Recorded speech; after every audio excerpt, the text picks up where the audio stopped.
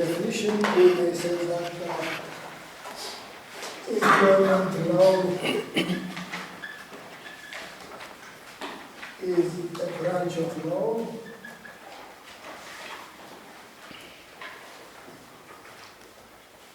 which regulates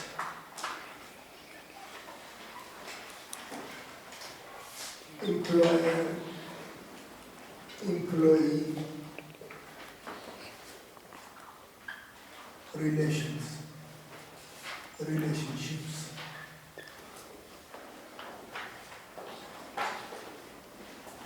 So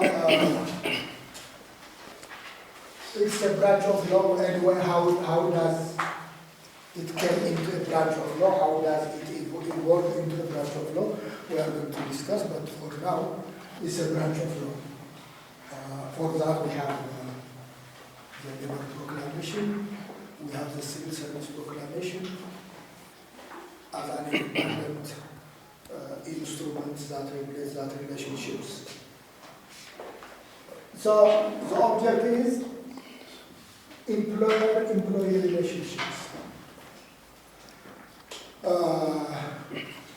Employer-employee relationship basically is a contractual relationship.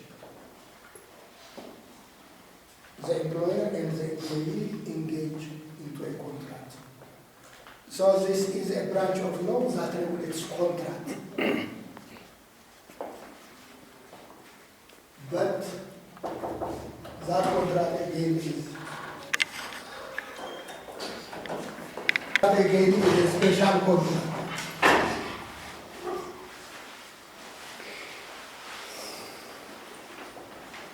From your understanding in contract, you have different kinds of contracts: contract of sale, contract to render service, contract to issue guarantee to someone else. You have a lot of things.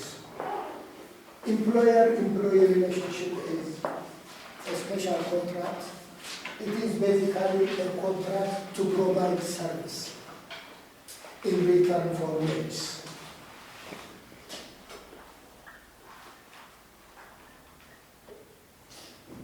The employee commits himself or herself to render service for the benefit of the employer, and the employer in return commits itself to pay wage remuneration. So contract for consideration. This is basically the arrangement, and employment law is trying to regulate this type of relationship. Because that relationship is unique, it requires special type of relationship, because as you may see, of course we are going to discuss it, the employee is a weaker party in the transaction. The employer has a muscle, an economic muscle. The employee, on the other hand, as a means of survival, he or she has her labor to sell or to hire out. Because of that, the transaction is not between economic equals. It has a sort of structural imbalance. Therefore, in order to rectify that imbalance, there is a need to intervene with a view to protect the weaker party in the transaction. Of course, it's not the only objective, it's not only that to protect the weaker party. There are many objectives that an employment law would serve, but one of the main intervention is to rectify the power imbalance.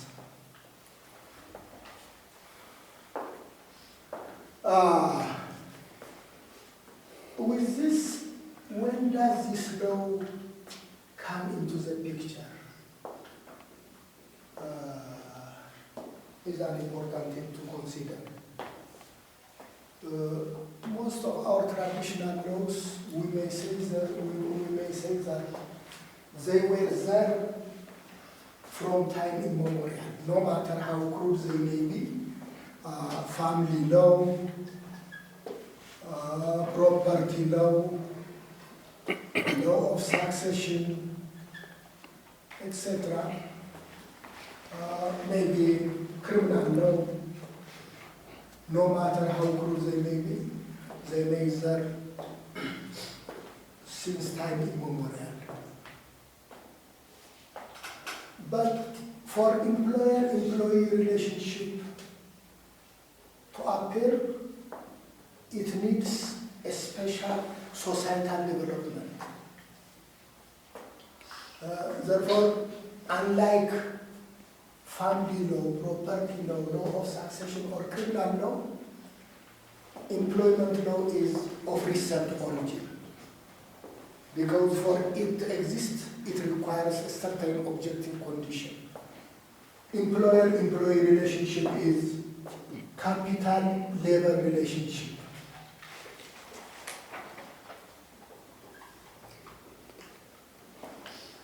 Therefore, for the relationship to exist, there need to be capital accumulation to be represented by the employer.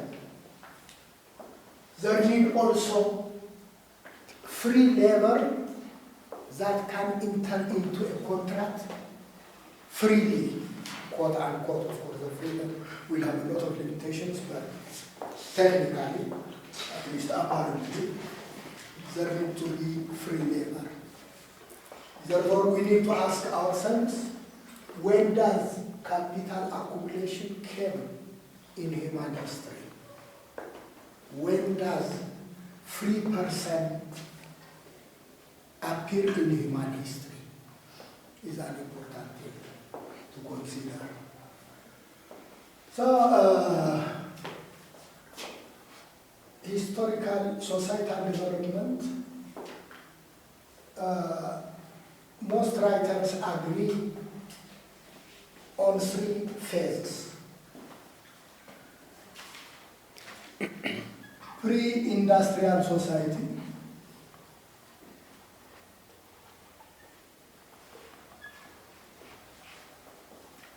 then comes industrial society,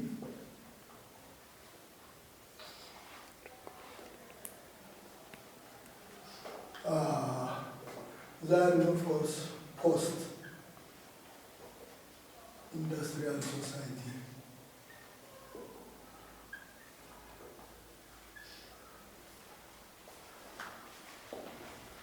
Of course, Marxists have their own further demarcation. Primitive communal society, slave-owning society, feudal society, capitalist society, socialist society, communist society, etc. They have their own, but we are not interested in that. There is at least an agreement between many writers that the pre-industrial society is to cover the primitive communal society, the slave-owning society, and the feudal society. Then the industrial society is capitalism. Then post-industrial society is the society that we are in. Some writers try to call it consumer society, global society, post-modernism, etc. There are a lot of expressions for that, but anyway, the post-industrial society is the society that we are in, the global economic order, so to say. Now, with the pre-industrial society,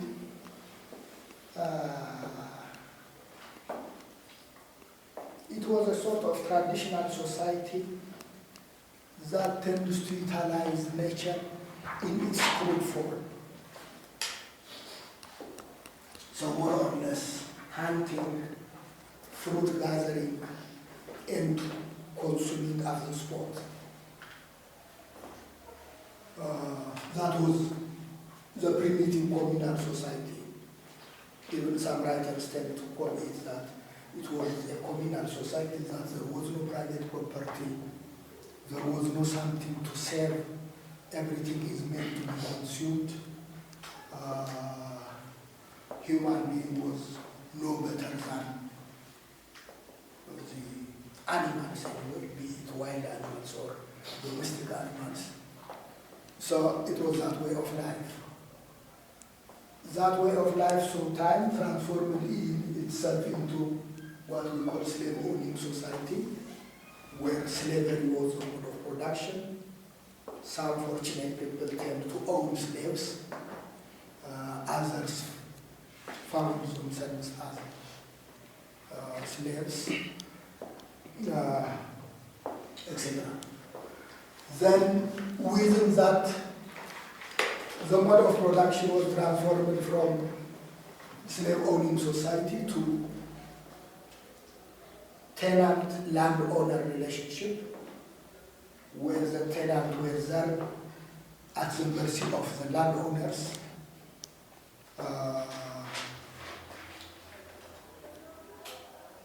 Attached to land, immovable by destination, so to say. They were there to move freely. Within this, in the pre-industrial society, especially at the time of feudalism, where tenant-landlord relationship is the main mode of relationship, there tends to be created a sort of a nucleus for capitalist development. To mean landowners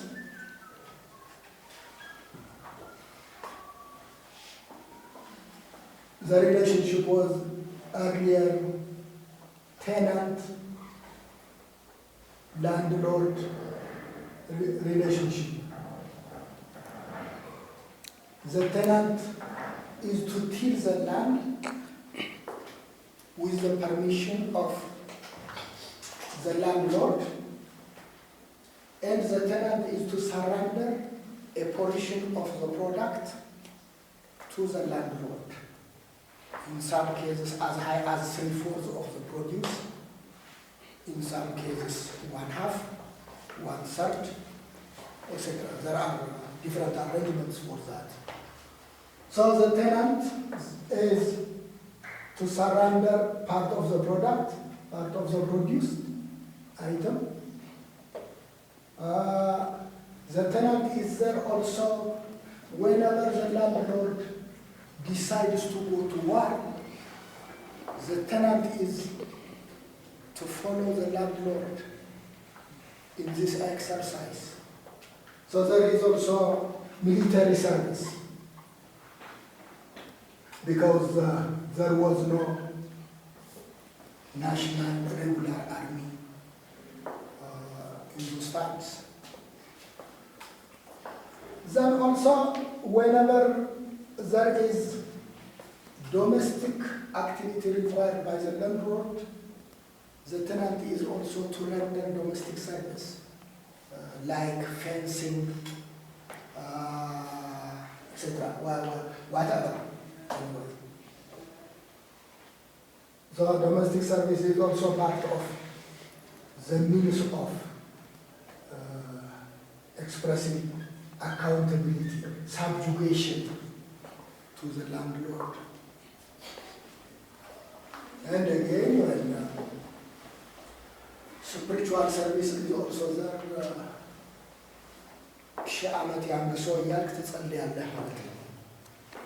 because your faith is attached to the landlord. So that kind of arrangement is implicit in the landlord-tenant relationships. Multiple types of, services are expected of the tenant to the landlord. But through time, elements of capitalism began to express themselves. The landlords with the agricultural mechanization, landlords tend to show the tendency of tilling their land through machineries, agricultural machineries.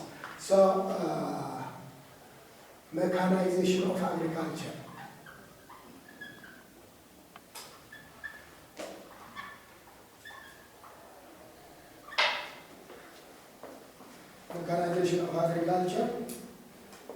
Mechanization of agriculture would require vast land.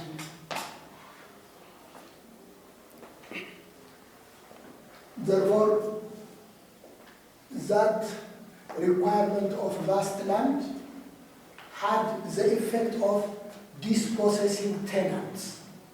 Tenants would be required to be evicted from their former landholding. Now, agricultural mechanization,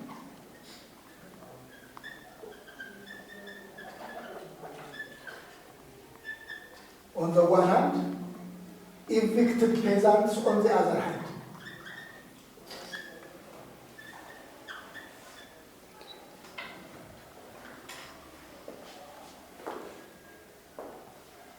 So, what does this mean?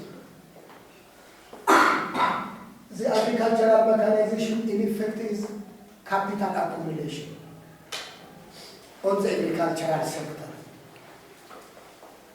The evicted peasants are social losers who are ready to sell their labor, who have no any other option except selling their labor for subsistence or for maintenance of their families. Again, with the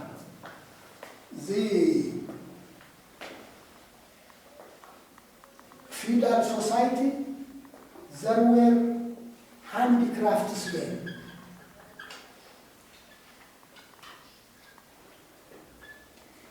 Artisans, weavers, whatever. So in this sector also, the handicraftsmen were producing objects that are necessary to society. So there is competition among themselves. Some handicraftsmen, being successful in the competition, managed to create cottage industries, small-size enterprises, small-size industries.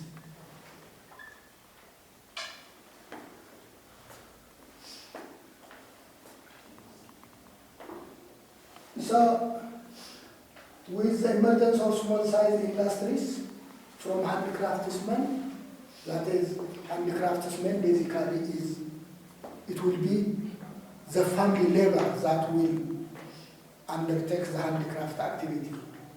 But when it transforms itself into cottage industries,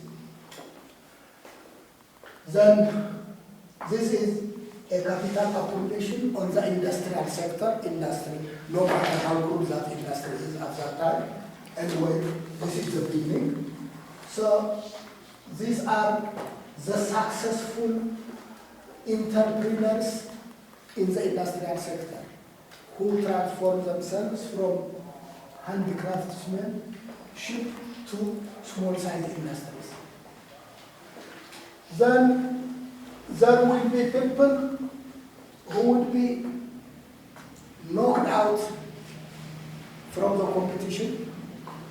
Therefore, you have empty-handed artisans.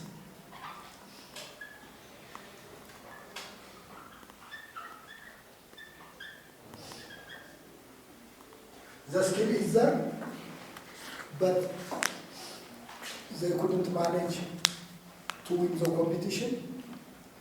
They are ready to sell their labor.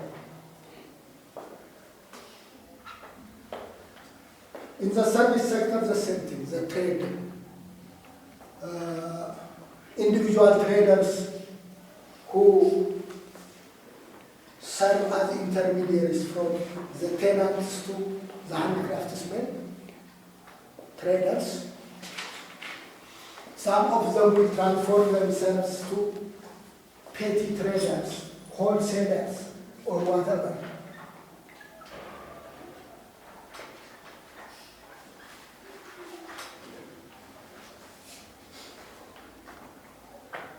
There again, you have successful traders transforming themselves into wholesalers or medium labor traders. Those who are defeated in the competition will again be exposed to sell their labor.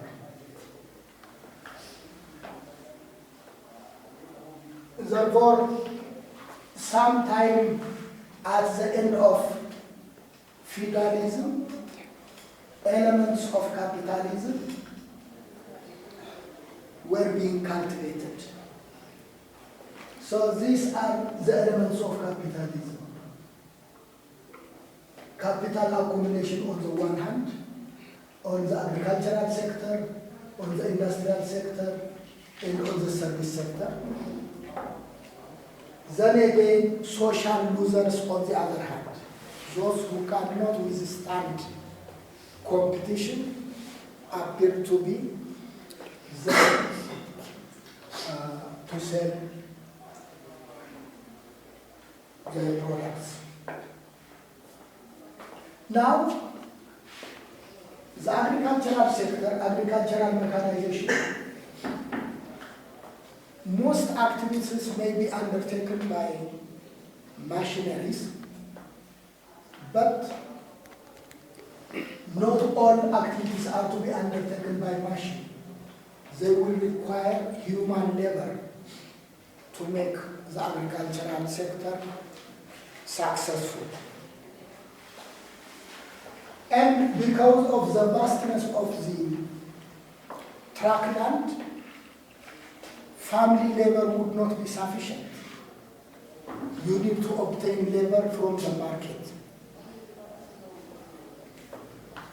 So that means the agricultural sector requires labor. On the other hand, we have evicted peasants who were dispossessed of their land because of agricultural mechanization, because agricultural mechanization requires vast tract of land that can be obtained by evicting the peasants. So now you have the supply side, the demand side from the agricultural mechanization, then the supply side is also there. So you have that market. With the cottage industries, the same thing. Earlier, with small size handicraft activity, family labor was sufficient. But now, with the cottage industry, family labor will no more be sufficient. There is a demand for labor. Again, on that sector, you have that. The same thing goes on the service sector.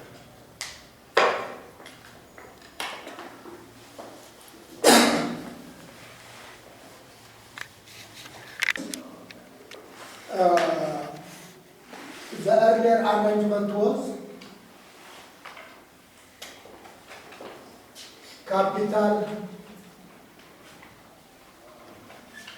labor relationship. Basically, per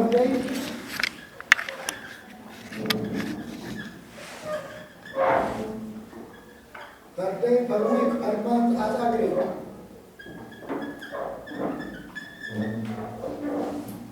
So, freedom of contract. was the initial type of relationship. So now, capitalism was full of freedoms.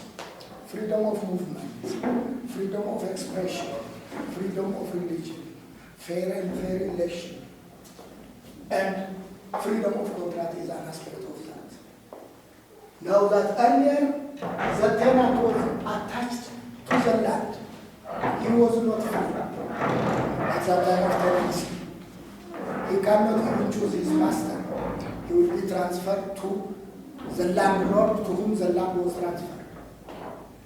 At the time of slavery, obviously, it is an object under the property right of the slave owner. So there was a concept of free labor. Now, with the emergence of capitalism, the peasant is free. Free even to start 2 days. Therefore, with that arrangement, freedom of contract was an aspect of that. Now that there is free movement, this arrangement and the role of the state at that time was to enforce contract. It cannot interfere in freedom of contract because it was considered as the free market economy philosophy is the government is there to do traditional governmental functions. What are these? Lawmaking, law executing, execution, law interpretation.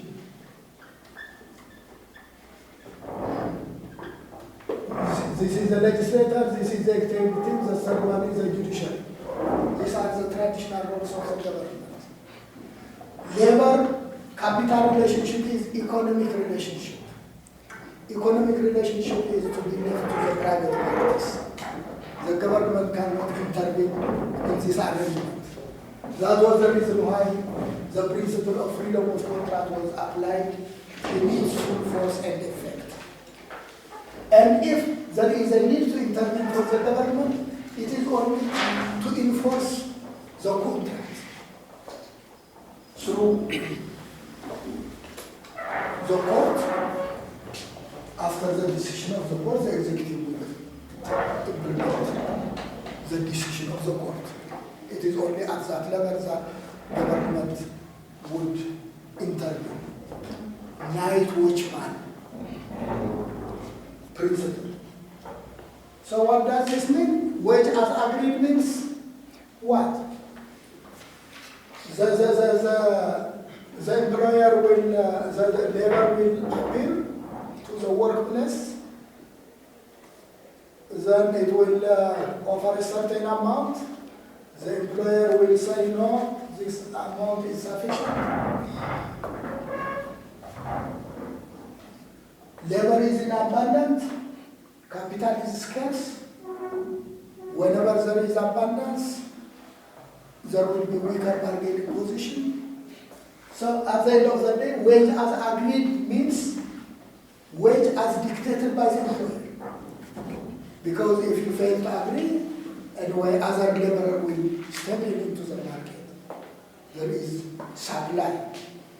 So in case of disagreement, the words of the employer will prevail anyway. Duration of a contract. If the employer says, I'm going to employ you for a week, that will be the end of the matter. For a month, for 6 weeks, for 3 weeks, for a year. Even if the job is there, the employer can terminate the contract with reason or with no reason. Employment at will.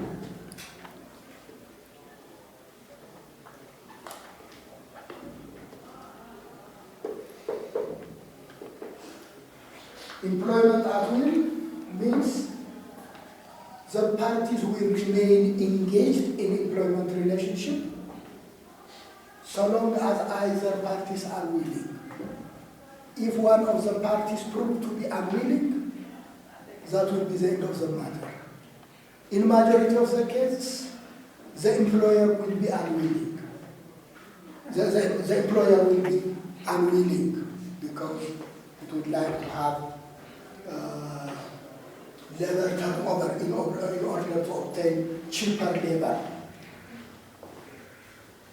Therefore, duration of employment as agreed is meaning employment at will. You will remain employed so long as the employer is willing. If for whatever crazy reason the willingness of the employer expires, he can terminate you with reason or without reason.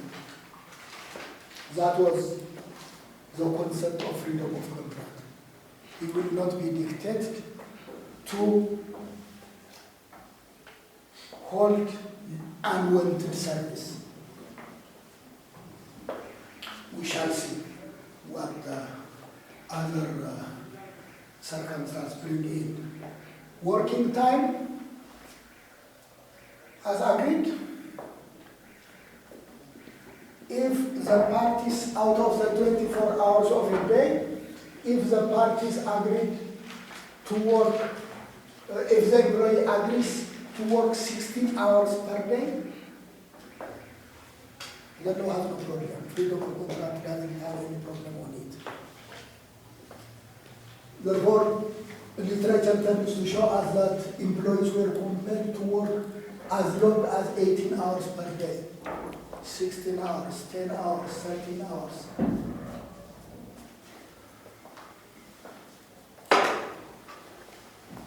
So what does this mean?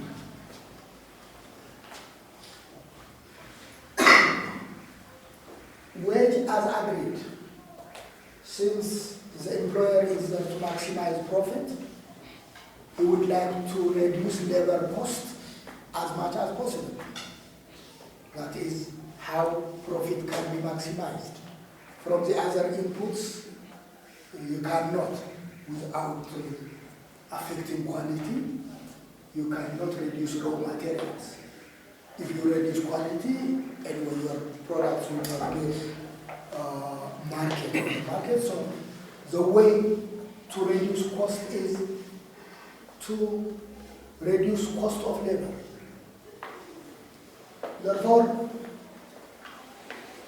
because of that, wage as agreed results in bare minimum wage to the employee.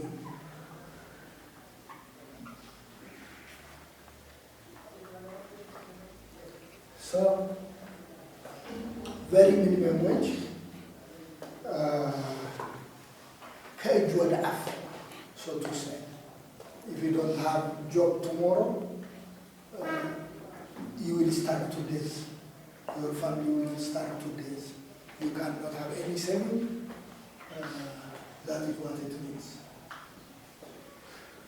Duration of employment as agreed means you will not have employment security. You are not sure whether the employment of today will continue for tomorrow. Even if the job is there, the employer has the right to terminate you with reason or without reason. የአይንህ ቀለም አላማረኝም ብሎ so to say can terminate. So no employment security.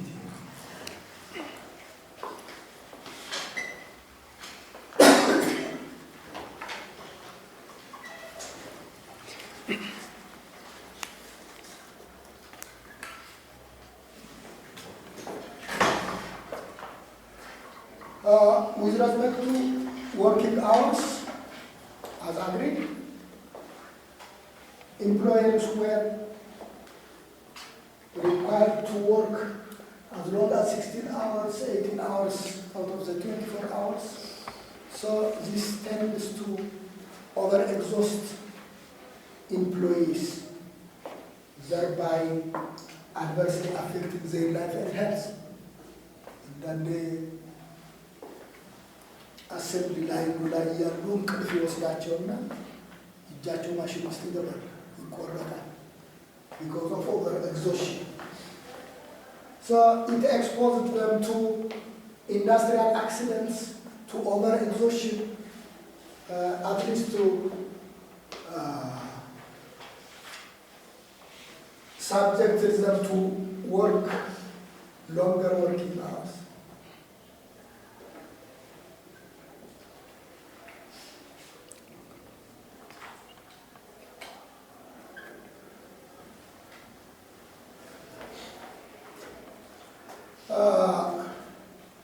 And again, of course, there was also one item that I failed to mention it: working conditions, safe working condition.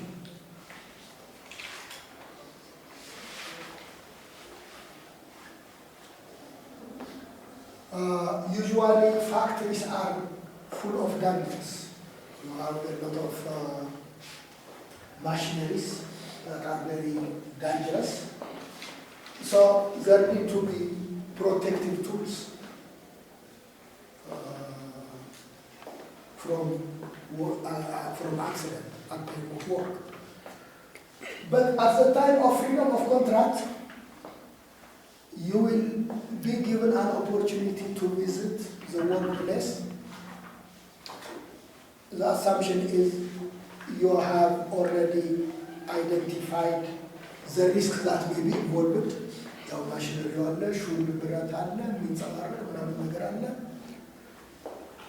So if you consent to work in that circumstance, even if you sustain injury at the workplace, you will be considered as though you assumed the risk. So voluntary assumption of risk.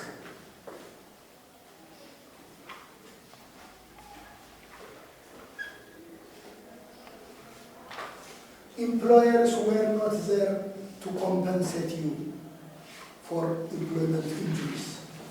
Employers were not there to provide you safety equipment. The understanding was that now the wage would include the possible risk, the price for the possible risk that has been involved. So you will be your own insurer. The employer was not responsible. Because the principle was, if you consented to work in that circumstance, you will be considered as though you assumed risk involved in that arrangement.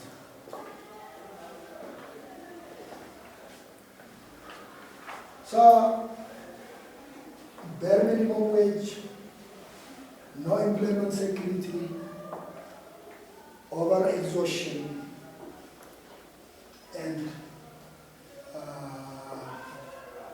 full of industrial accidents, industrial injuries, was the end product of freedom of contract in capital level arrangement.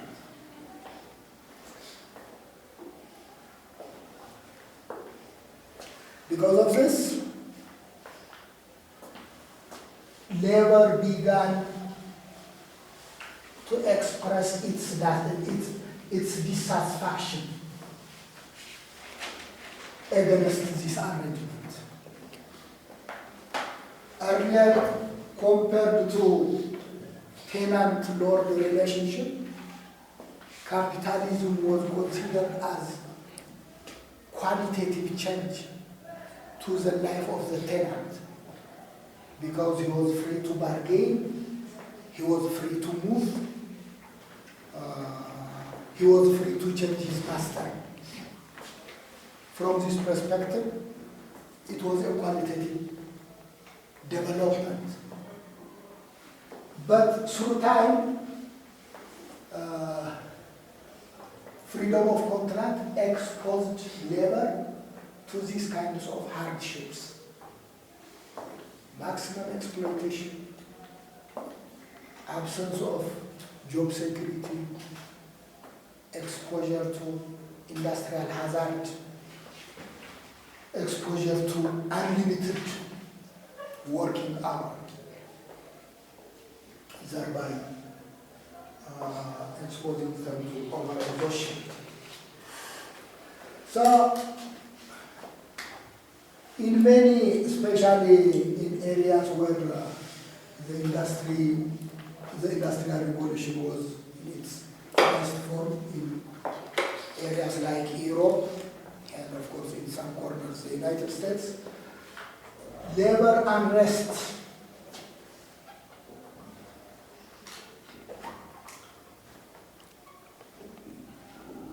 disorganized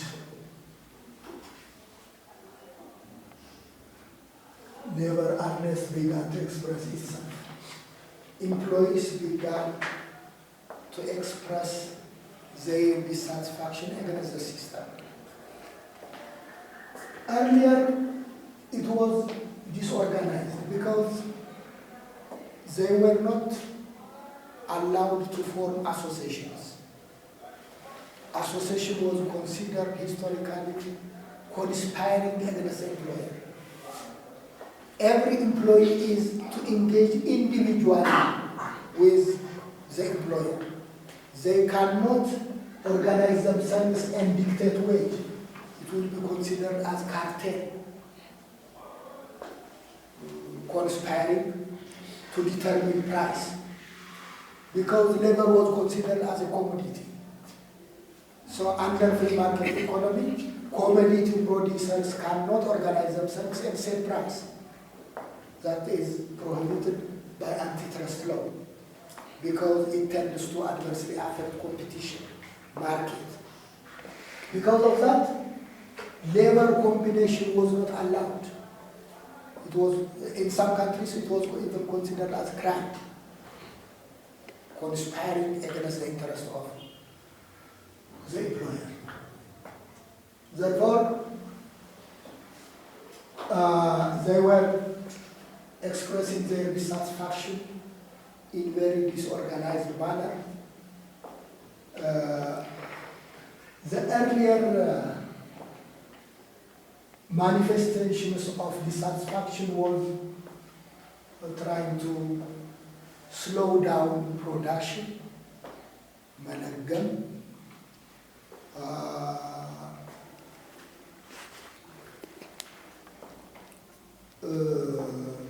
mismanagement of raw materials, and breaking down machineries. They consider that these are their main enemies, the machineries themselves. But when they slow production, since it is an assembly line, it is easier to detect where the slowing is manifested. ስራ ይከመራል እንትን ባለበት ምክንያቱም አንዱ ነገር ሰርቶ ያስተላልፋል ሌላው ይቀበላል ነው። So in a system where there is that kind of under capacity performance, it could be easily visible, therefore the employer will automatically fire him out. Therefore, that measure of expressing dissatisfaction backfires because you are going to lose your job anyways. When they try to burn down machineries or to break down machineries again, the whole factory will be closed. The employer is anyway insured for this kind of risks. The insurance coverage will kick in, but the employers will lose their jobs until the machinery is repaired or the employer can terminate the whole labor force and employee-wise. again was not a good strategy of expressing dissatisfaction because it tends to backfire. The second aspect of their dissatisfaction was economic demands.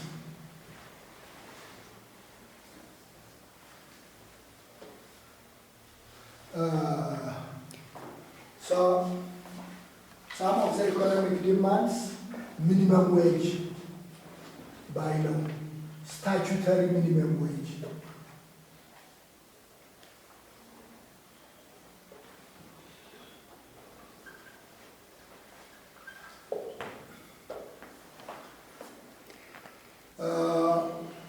Employment security.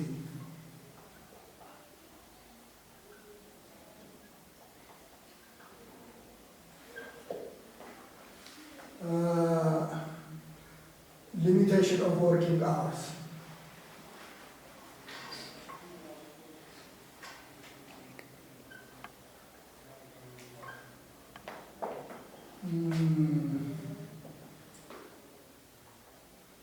Safe and healthy working condition.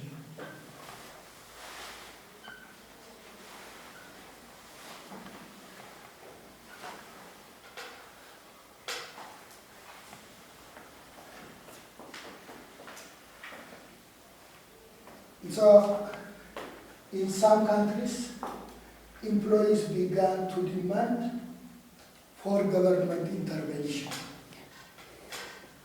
to rectify these problems. You remember when we mentioned freedom of contract? We try to see the outcomes. Bare minimum wage, no employment security, subjected to longer hours, and subjected to industrial accidents and injuries. So in order to rectify this, in many countries, they demand their governments to intervene in these areas. But the then existing philosophy that economic issues should be left to the private sector wouldn't enable many governments to intervene in those areas. They need to be left to the private sector because these are economic issues. But through time, through persistent effort, the labor unrest, sometimes expressing themselves to wildcat strikes, tend to affect not only the industrial relation, but also social relation. For example, if you have railway workers being dissatisfied how they are being treated, and if they call on strike, it is not only the railway owners that will be affected. Passengers will be affected. So the industrial unrest began to adversely affect society, social unrest, because passengers have no any relationship with this problem, but because of the strike of the railway workers, their plans would be adversely affected. So innocent third parties, members of society, would be affected. Because of that, some countries began to reconsider the wisdom of leaving labor relation to freedom of contract.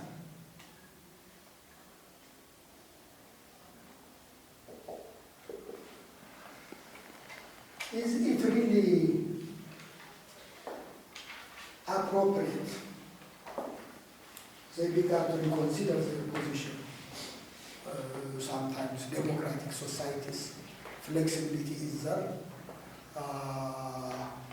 Opinions put into the term is there. So with this, some tend to say that, well, freedom of contract is good, but when the parties are unequal, freedom of contract would perpetuate inequality. So it is fair, it is unfair and unjust. Freedom of contract works well when the parties are on equal bargaining position. But if the parties are economically unequal, something to be done. The one philosophy, one argument was this. The second argument is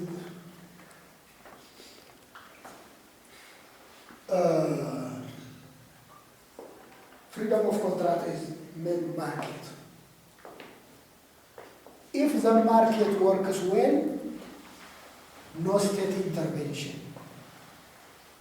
But if the market doesn't work well, the state should intervene. And in capital-labor relations, the market doesn't work well because we have seen the result, the negative outcome. Therefore, if the market doesn't work well, the state should intervene. So, with this revisiting of opinions, many countries began to intervene. Of course, their intervention may not cover all of this.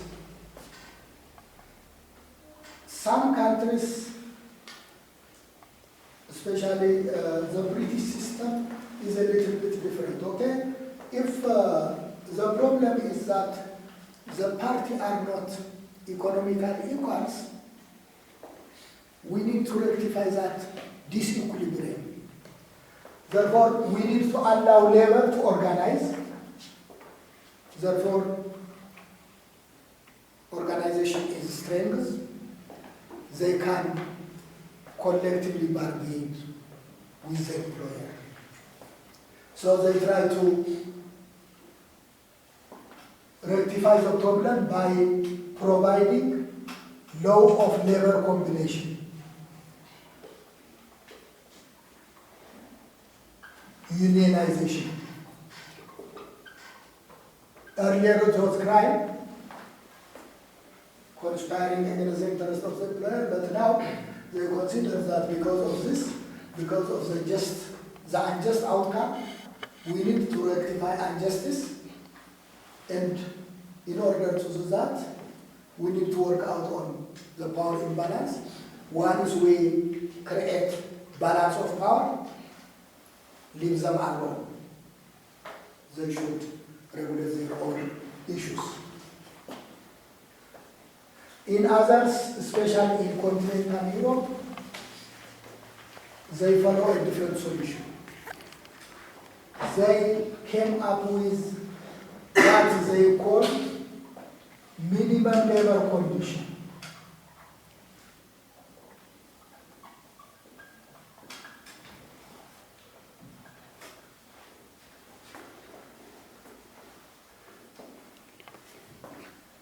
They identified some issues out of the labor relation. They identified some issues and provide floor of rights below which a contract of employment cannot go downwards. In some, they came up with statutory minimum wage per hour, minimum wage per week, or minimum wage per month. In that case, even if a contract of employment provides a wage lower than the statutory minimum, it will not be the contract that will be void. Rather, the wage that has been provided by the contract will be replaced by the provision of the minimum wage. That is what it means. You do not invalidate the whole contract because it will again be to the disadvantage of the employee anyways. Therefore, in some countries, they came up with minimum wage and left the other thing again to private arrangement. In other countries, they came up with a provision on employment security. No termination without justifying cause.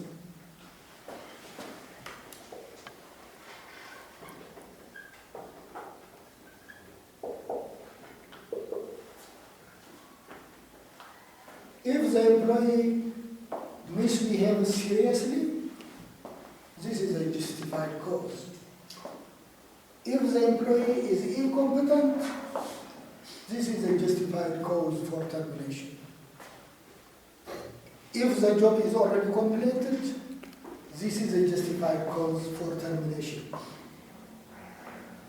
Out of this, if the employee is disciplined, if the employee is competent, if the job is there, why should a contract of employment be terminated? So, in this arrangement, it will be unfair to deny employment security to the employee. Therefore, they came up with a legal provision that stipulates no termination of a contract of employment without justified cause. So whether that cause is justifiable or not, it may not, of course, as a first step, it will be the employer that will take measure, but it will be subject to revision by court. Whether that revision, whether that ground is justified or not, it can be terminated, it can be revised and rectified. That is what it means. So some gave solution to this issue, others gave solution to employment security, others again gave solution to limit maximum working hour per month, per week, per day, per week. So regular working hours shall be 8 hours per day or 48 hours per week. These kinds of arrangements sometimes end, in others or anyway. So they try to limit the maximum working hours. If at all there is a need to work beyond that regular hour, it will be considered as overtime work. It will subject the employer for overtime payment. And sometimes the overtime payment is more generous than the regular payment. We shall see. And whether that is. And even it is not as a decision of the employer to work, to order the employee to work overtime. There should be justifying reason in some countries stipulated by law that allows the employer to demand employees to work overtime. Urgent work, unexpected circumstance, absence of employees for different reasons, and operational gap may be created, etc. There are some reasons in law, we shall see. But The point here is some legal systems, some jurisdictions came up with maximum working hours per week, per day.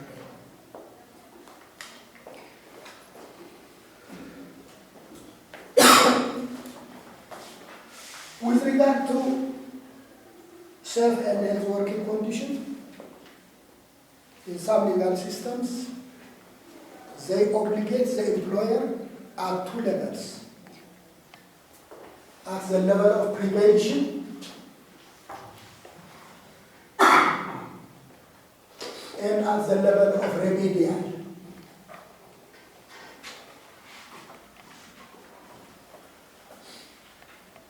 At the level of prevention, the employer is obligated to provide safety equipment, protective tools for the employee.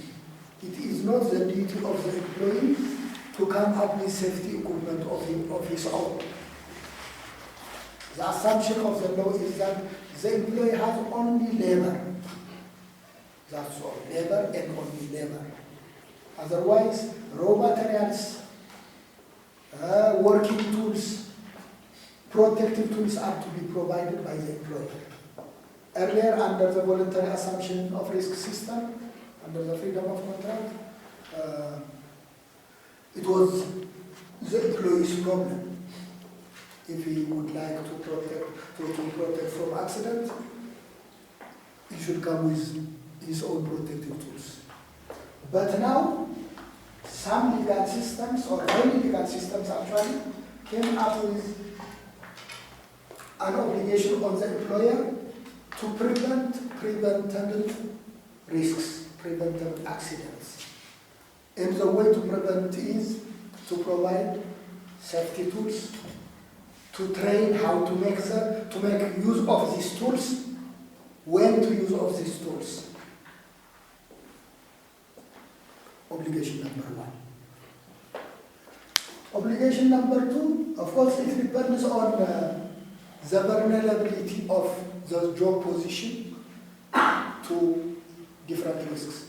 Not all positions are exposed to the same kind of risk. Working in office is more safer than working in factories. In factories, you will be exposed to a lot of things. Office is a little bit safer in the sense that you are a white-collar employee. So the employer is not bound to provide flat-rate safety equipment. It will be expensive, and it will be unaffordable at times, uneconomical. So, depending on the exposure of risk, is the prevention to be provided. Then, the fact that you provide safety tools, you provide protective tools, doesn't mean that you will 100% prevent, you will be successful in preventing accident 100%. Even with utmost care, accident is to occur anyways. So at the remedial level, the employer will be required to compensate the employee. So compensation for employment injury is also an aspect of the obligation. So through this arrangement, again, many jurisdictions try to address the situation.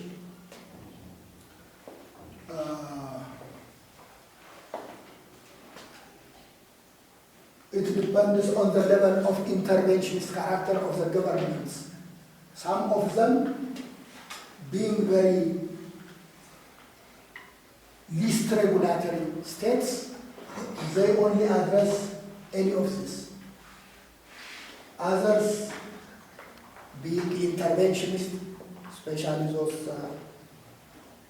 socialist-oriented or welfare state-oriented systems, they tend even to address all of this. So it is it will differ from country to country. There is no international prescription for every country. It depends on the way they view the problem, so they try to address any or many of this. That is how they try to address it. In some, especially for those countries that manage to regulate only the statutory wage, they were not very much successful.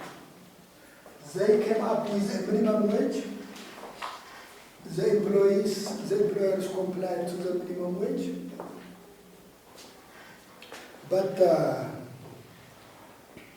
when an increase in wage was known, the price of consumer products increased on the other side. So you may have compared to the earlier time, you may have a higher amount of money that will be received in form of wage.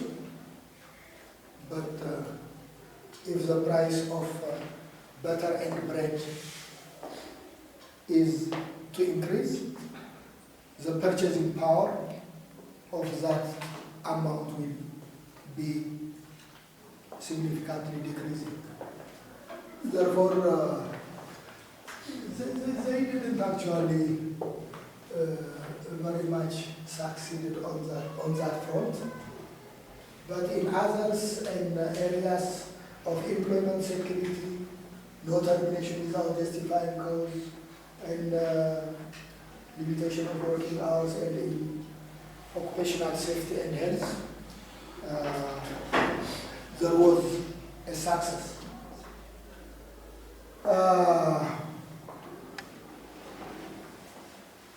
In situations where there was no significant success,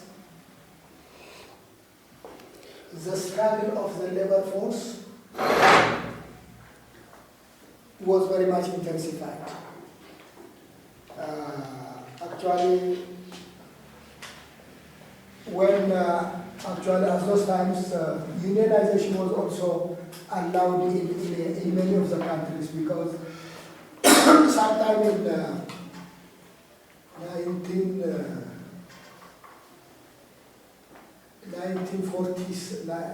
1948, the Universal Declaration of Human Rights, this was the time where the international community was very much strict on human rights issues. Freedom of association was also considered as fundamental right of human beings. So in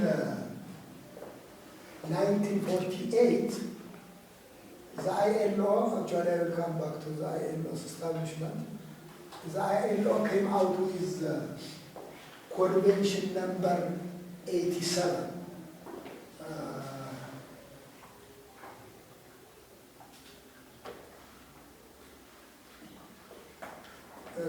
Freedom of association,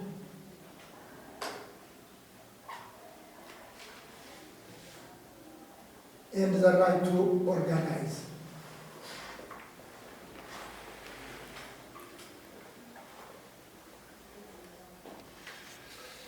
Convention. With the adoption of this convention by the ILO is requiring member states to implement this convention, and this convention requires member states to allow employees and employers to come up with their own associations, autonomous associations, independent of state interference. So is that in some countries, in fact, with this development, associations began to take their agenda to another stage. Earlier it was economic demand. With the economic demand, the outcome was not as expected again. So some trade unions were very much political oriented. So political demand. They said, well, capitalism is inherently exploitative.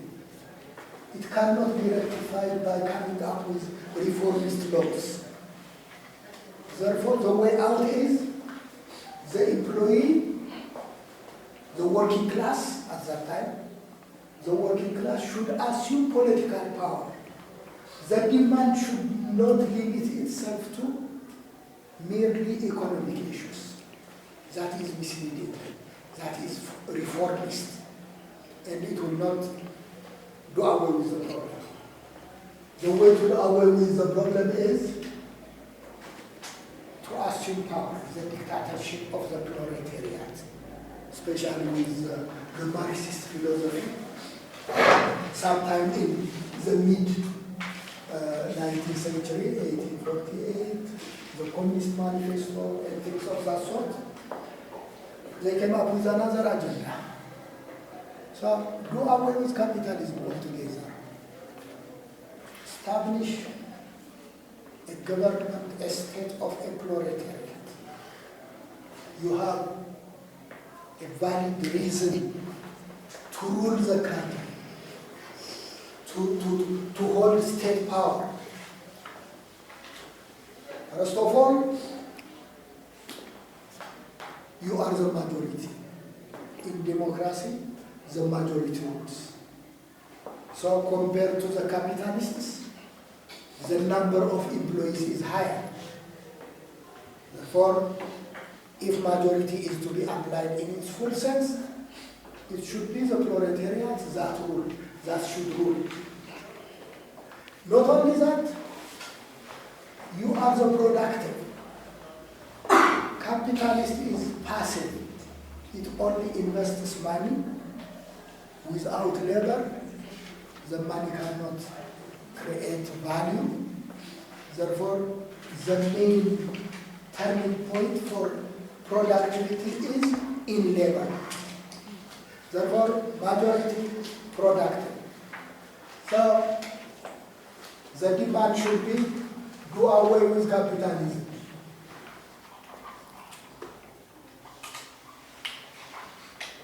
Capitalism is inherently unfair. You cannot rectify it by law. So political issues began to crop up in some corners. Actually, sometime I think it was, I don't know, there was in the mid-19th centuries, there was even what we call the Paris Commune. Is there someone who has any information about the Paris Commune? What was the Paris Commune? Don't you have people who read French literature? You know? The Paris Commune was actually a revolt that confined itself into the city of Paris. Paris, of course, is the capital city of France. So workers being agitated by this political inclination assumed power in Paris. I think it was for only 72 days they stayed in power. But these 72 days were very much days of luxury to the proletariat. So they assumed power, they consider themselves as the ruling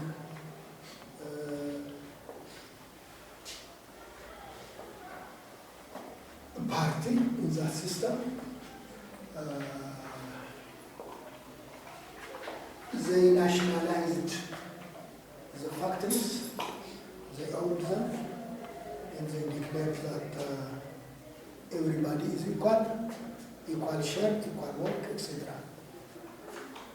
But unfortunately, the government reorganized its power with the resource it has outside of Paris, successfully defeated them after 72 days in power. So with the downfall of the Paris Commune, mixed views began to crop up. On the one hand, some writers tend to hold that, well, it is possible for the proletariat to assume power. Not only to assume power, it is also possible to maintain power. Had the Paris Commune created links with other areas of France,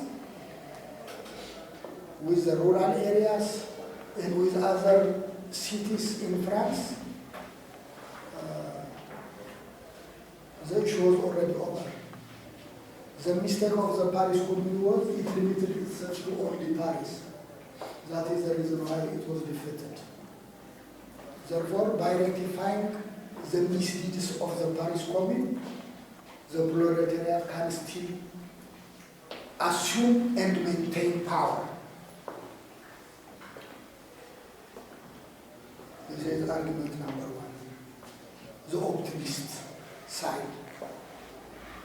The pessimist side, well, the Paris Commune tends to show us that proletariat is not there to assume power. Proletariat is not there to rule.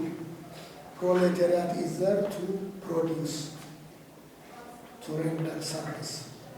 Therefore, it was outside of its comparative advantage. To assume power by the proletariat is outside of its comparative advantage. So it should limit itself to economic issues. Politics should be left to politicians. That is what we can learn from Paris Commune. So those mixed views were on the air for many years. Then, sometime at the beginning of the 20th century, in 1917, the Bolsheviks, led by Vladimir Lenin of Russia, assumed power in Russia. Dictatorship, proletariat dictatorship.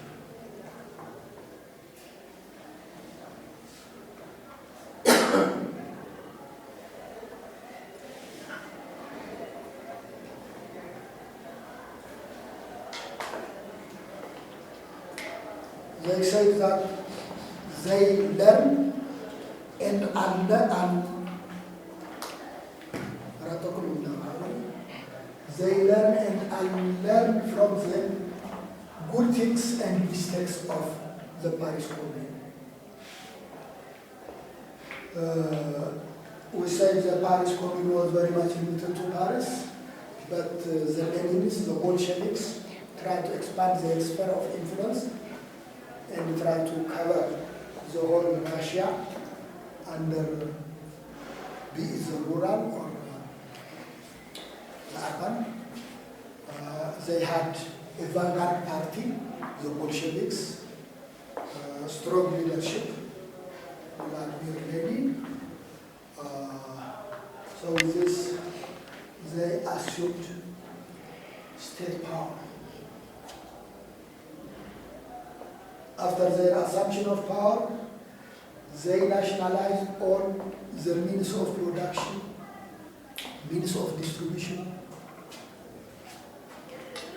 that were being owned by capitalists, alleging that their true owner is the proletariat. These are accumulated capital from unpaid wage. That was their argument. This is an unpaid wage. Therefore, the unpaid wage belongs to the proletariat. The government is there as a representative of the proletariat. Therefore, now that nationalization means giving back the property to its own, to its lawful owner. That was their argument. In some countries, it was considered as state piracy, state theft, taking private property without due process, without compensation. It was considered as state robbery. But this is the version of the capitalists. The version of the Bolsheviks was rather different, saying that, well, it was only the system that allows them, that allows the capitalists to own this, to accumulate this capital. Had there been fair and just law, the true owner would have been the proletariat. It is only from the unpaid wage aspect that this wage has been generated and created. So anyway, they did that. When the communists, the dictatorship of the proletariat assumed power in Russia, there was a mixed feeling elsewhere.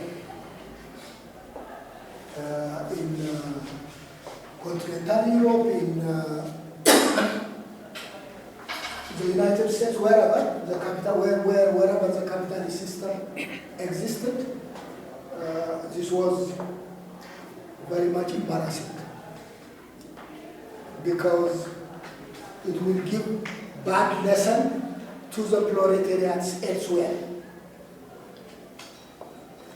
Therefore, they would like to contain this. If possible, to destroy it, but the least that they would do is to contain it within the territory of Russia. So the policy of containment. As a policy of containment, they tend to create a sort of reformism. That, okay, we understand that there is hardship of labor. Labor is being exploited. Therefore, we need to concede in some areas. But the concession should be international.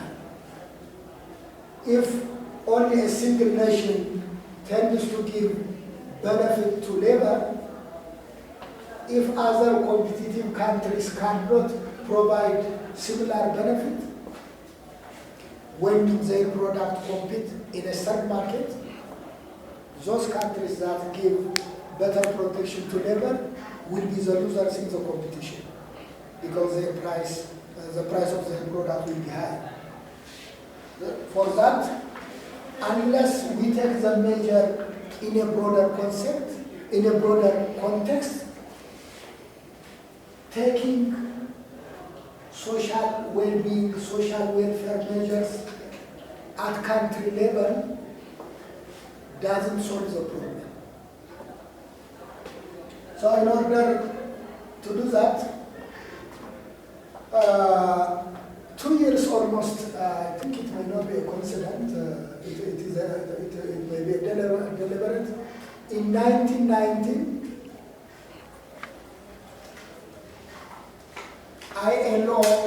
International Labour Organization.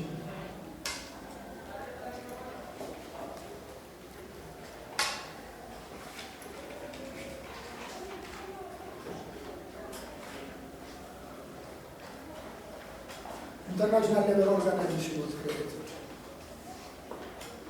And the main object of the International Labour Organization was to come up with recommendations, working systems that tend to improve the well-being and the welfare of the employees worldwide, and propose these solutions to member states, either in the form of convention that will be ratified and become binding, or in the form of recommendation for member states to consider it through their internal setting.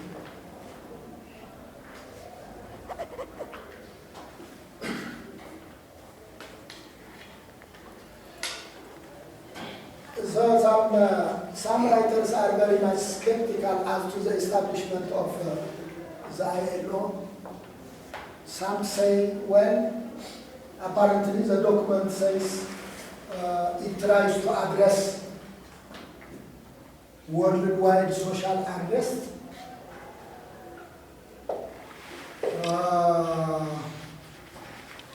social injustice,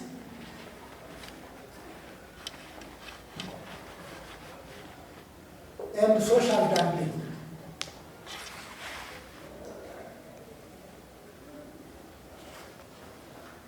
Have you studied international trade? Not yet. Yeah, you will study dumping, what dumping is in the international trade. Dumping is anti-dumping duty. You have that. So social unrest, because everywhere there was dissatisfaction of labor here and there, worldwide. Therefore, in order to, they call it social unrest, but social revolution here and there, including the Bolshevik revolution. So they would like to contain that. Social injustice, distribution of wealth that has been generated by the combined effort of labor and capital at the level of benefit sharing, it was considered as unjust and unequitable. Therefore, in order to rectify that, that is social injustice. And the social dumping aspect is the issue that I indicated earlier. If countries are to take isolated measures with the existence of international trade, with the existence of trading among each other, those countries that tend to give better protection to labor will tend to lose at competition because the price of their products will be, their product or service will be higher and attractive. Others that tend to give lower benefit to labor, their cost of production will technically be lower than that. So to that extent, they are dumping, that is social dumping. At the expense of cheap labor, they are selling their product at cheaper price, at lower price, at the expense of labor. It makes it social dumping. So they would like to also do away with social dumping exercise.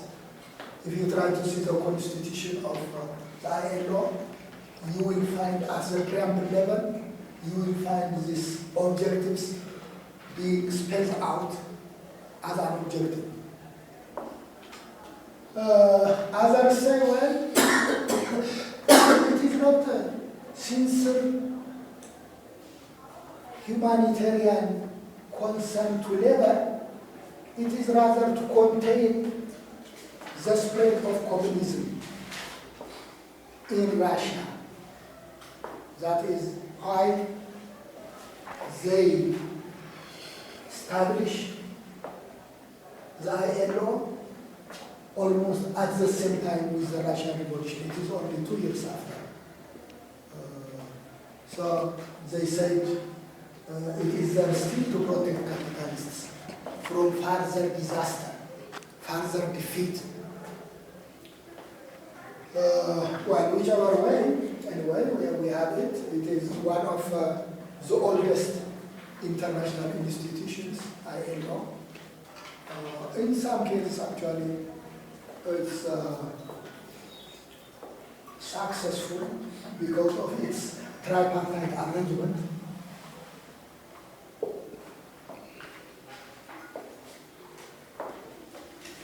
Unlike other international organizations whose representatives are state actors, the ILO arrangement is a little bit different. It has a sort of tripartite arrangement. Tripartite arrangement to me, representation before the ILO is composed of both public and private actors. You have government representative, labor representative, employers representative.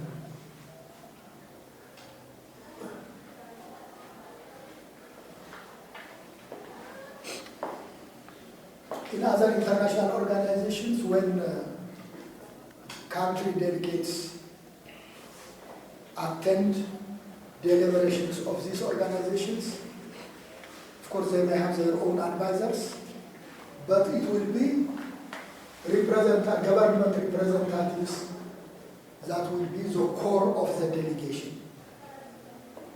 So private actors, public actors. In ILO, every year there is an ILO conference in Geneva, where the headquarters is. When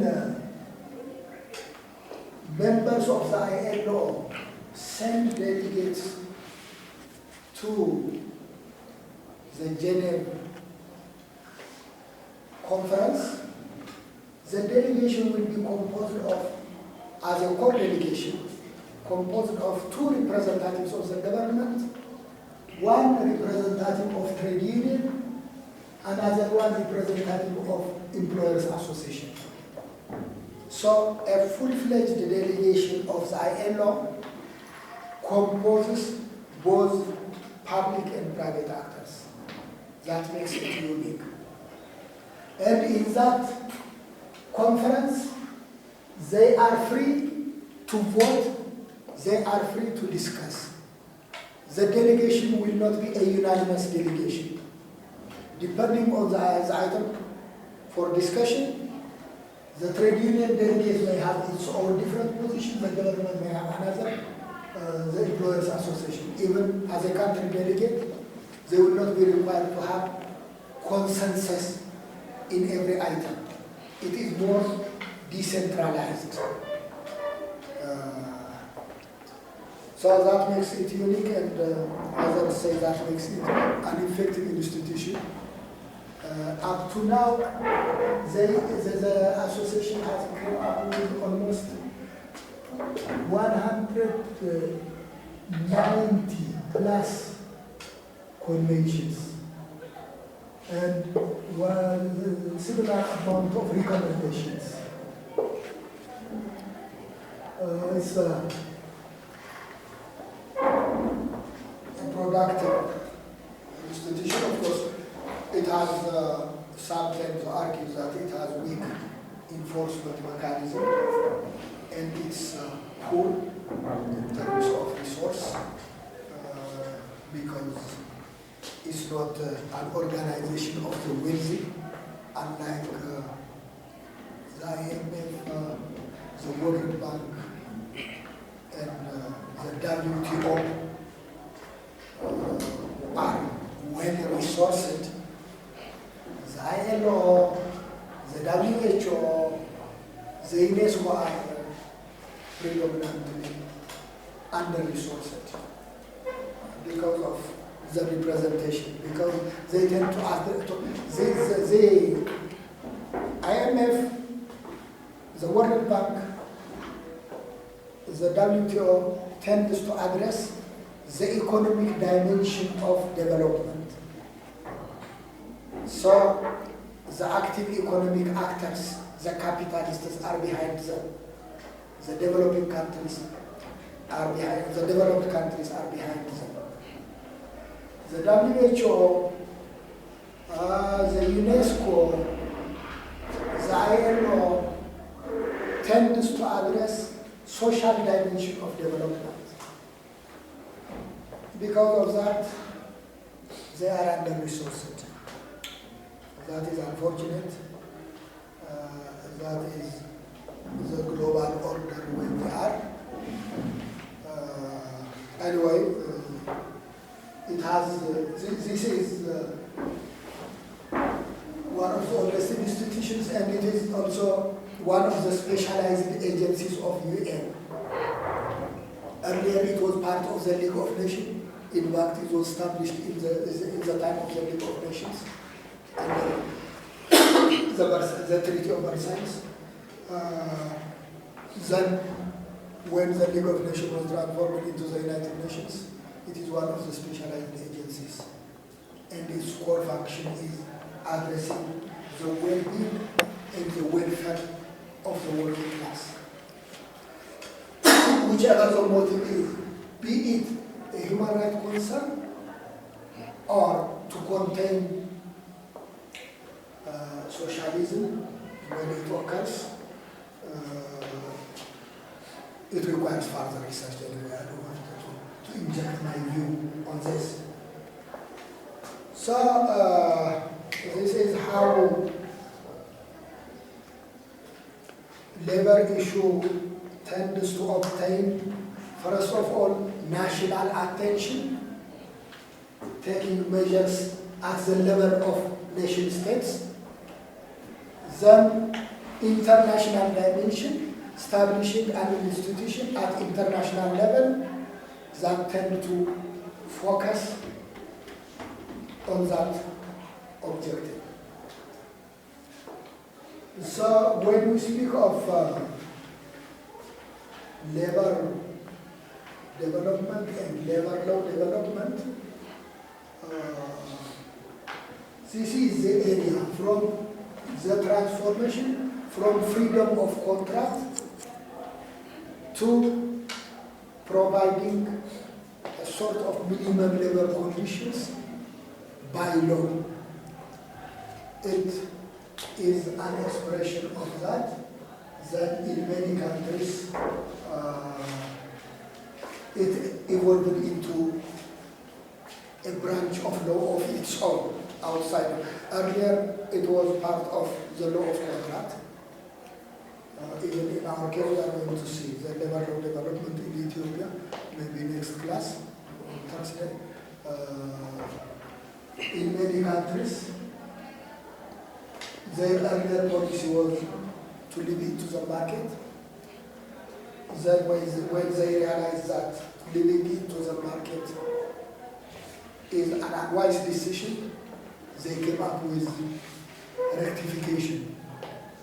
Rectification to mean providing piece of legislations that tend to address an aspect of the problem, or many aspects of that problem. This is how it emerged in history. And this is how it tends to attain international attention. Earlier it was a private issue. From a private issue, it transformed into a national issue. Then from national issue, it tends to call the attention of international actors through time. This is a very brief and general introduction.